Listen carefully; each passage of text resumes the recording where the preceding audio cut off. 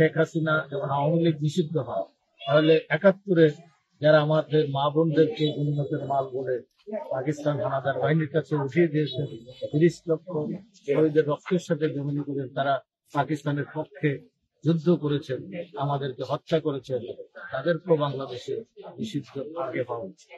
আমি মনে করি আমাদের ১৭ বছর রাজনৈতিক দল যারা ২০২৪-এর ৭-এর নির্বাচনে অংশগ্রহণ করে নাই, এই যারা করে নাই তারাই হচ্ছে প্রকৃতভাবে এই আন্দোলনের সারা বাংলাদেশের মেহনতি মানুষ রাস্তায় নেমে এসেছিলেন। অত্যন্ত দুর্ভাগ্যের বিষয়, ঢাকা বিশ্ববিদ্যালয়ের এই আন্দোলন যারা দাবি করেন তারা কেউ একটা লাঠি পিঠাও খান নাই, কেউ গুলিবিদ্ধ হন নাই, কেউ শহীদ হন নাই। ঢাকা বিশ্ববিদ্যালয় বেসরকারি বিশ্ববিদ্যালয় স্কুল কলেজে ১৪৭ জন ছাত্র শহীদ হয়েছে, ২,০০০ মানুষ শহীদ হয়েছেন। এর মধ্যে ১৪০০ জন যারা শহীদ হয়েছে, আরো ২০,০০০ লোক গুলিবিদ্ধ হয়েছে। এই ১৪০০ লোকের মধ্যে ৪৬২ জন তারা বিএনপির সমর্থক, বিএনপি সরাসরি। আমরা আজকে যে দুটি খবর, শহীদের খবর যারা করেছি, যা সরাসরি ভাবে দেখতে পারি না, জগমঞ্জে ৯ জন শহীদ হয়েছে, ৯ জনই বিএনপি। আমি আজকে তাই বলতে চাই, যারা এই কথাগুলো বলেন, সেকেন্ড রিপাবলিকের কথা বলেন এবং দ্বিতীয় আরেকটি নতুন সংবিধানের কথা বলেন, তাহলে কি কারণে শহীদ প্রেসিডেন্ট জিয়া রহমান ৭১ সালের মহান স্বাধীনতার ঘোষণা দিয়ে পাকিস্তান সেনাবাহিনীর থেকে সমস্ত তারা বিদ্রোহ করে সেক্টর কমান্ডার হয়েছে, তারা মুক্তিযুদ্ধ করেছেন সেনাবাহিনীর মুক্তিযুদ্ধের সেনাবাহিনী। তাই আমি বলতে চাই, যারা ৭১কে অস্বীকার করছে, যারা ৩০ লক্ষ শহীদের রক্ত অস্বীকার করছে, যারা নতুন করে এই গণঅভ্যুত্থানকে বিপ্লব বলে আর একটি স্বাধীন ঘোষণা দিতে চান ৫ই আগস্ট, তারা প্রকরণ করে বাংলাদেশকে অস্বীকার করে, বাংলাদেশের অস্তিত্বকে অস্বীকার করে, বাংলাদেশের মুক্তিযুদ্ধকে অস্বীকার করে। যারা মুক্তিযুদ্ধের মাধ্যমে সংবিধানকে অস্বীকার করে, তারা বাংলাদেশের নাগরিক হওয়ার যোগ্য।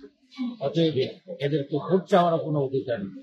এবং পিআর পদ্ধতির মাধ্যমে যারা বিশৃঙ্খলা সৃষ্টি করে দেশে নির্বাচনকে ব্যাহত করতে চান, তারা প্রকরণ করে আরেকটি কোনো দেশের এজেন্ডা লাগবে। অতএব বাংলাদেশে যদি নির্বাচন না হয়, বাংলাদেশের কোনো উন্নয়ন হবে না, বাংলাদেশের স্বাধীনতার সার্বভৌমত্ব থাকবে না। আপনার সাংবাদিক মানুষ, আপনার আমার থেকে ভালো জানেন, রাজনীতির কারণে বাংলাদেশ আজকে একটি কঠিন সংকটের মধ্যে।